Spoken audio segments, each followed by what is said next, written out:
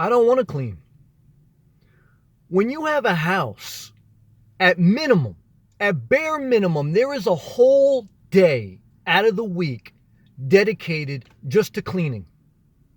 To scrubbing your toilet bowl and getting, like, you know what I mean, that scratchy Brillo pad thing, and you got to get around the rim, and then you got to get the dookie stains at the bottom. I mean, let's be honest. There is a whole day of torture of cleaning up shit, literally. Then you got to clean the grout lines in between your bathroom. And then at one time, like, I totally renovated my bathroom, and I put like the plastic surround so I don't have to clean the grout. But then you still get the bottom part that gets that yellow part. You know what I mean? Around the silicone, you got to clean that. You got to vacuum, or you got to mop. You got to have Windex, you got to have Lysol, you got to have all these different things. The mirrors get all that dust shit on them. You got to buy vacuums, you got to clean the filter. You got to go into your kitchen, you got to clean the refrigerator, you got to bring all that shit out, you got to clean the back with all that gunk, you know, old banana or old piece of fruit you left back there. Never stops.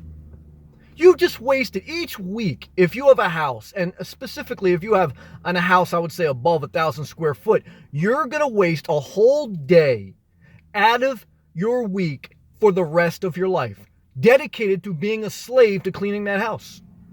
And for me personally, some people may enjoy it. I have one great friend that she's a professional cleaner, and I think she enjoys it, so respect and love to her. But what I want to share with you, for me, I hate cleaning. I hate it. I don't want to live like a slob. I keep myself clean, etc., etc. But I want to be honest with you. I hate cleaning. And it would really discourage me each week just looking at this shit I had to clean. No good. No good.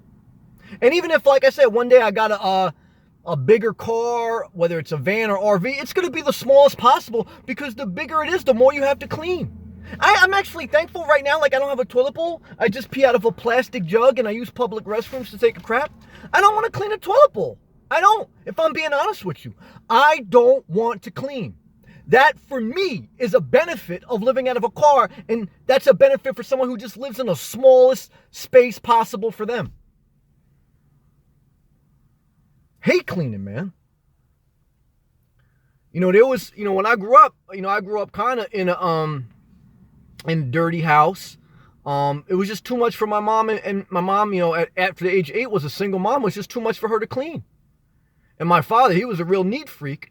He cleans all the time, but he's like a slave to his house. He has like OCD, where it sucks all the inspiration out of him, because everything has to be perfect.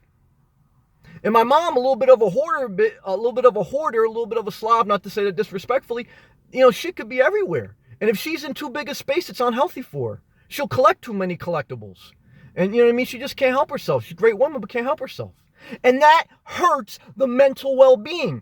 If you have a space that doesn't play to your strengths, it's going to hurt your mental well-being. If it hurts your mental well-being, it's going to hurt your quality of life.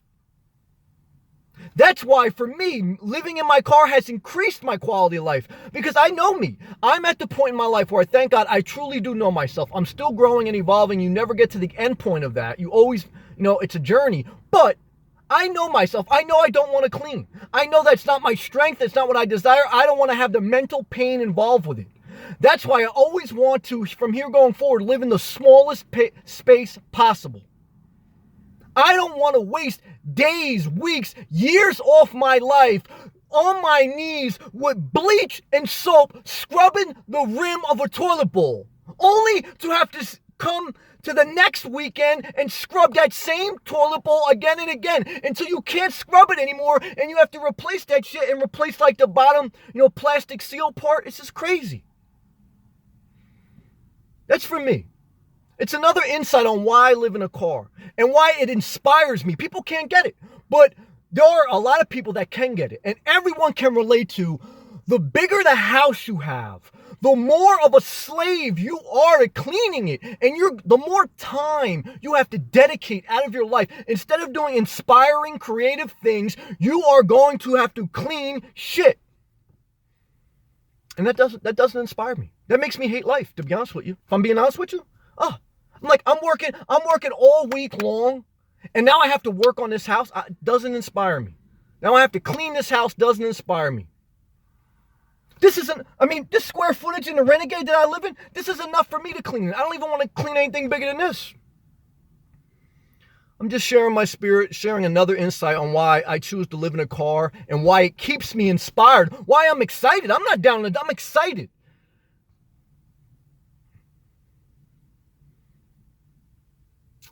Whatever you choose in life, just realize that the bigger space, it's going to come with that price. There's a price to pay, and many times it's not worth it for most people. Live efficiently. I understand that for most people, living out of a car is not practical, but downsize. Downsize. Don't be a slave to your dwelling. Your dwelling is a place that you can recharge your batteries only so that you can go back out into the world and do the things that you are called to do and fulfill your destiny. Your destiny is not to sit on your knees and scrub a toilet that you don't even use. You got a half bathroom in your basement or on the second floor that you don't even use, but you have to keep it clean. And then when somebody comes over, you're scared that they're going to use it because you got to clean it. It's crazy. It's crazy. Stay inspired, man.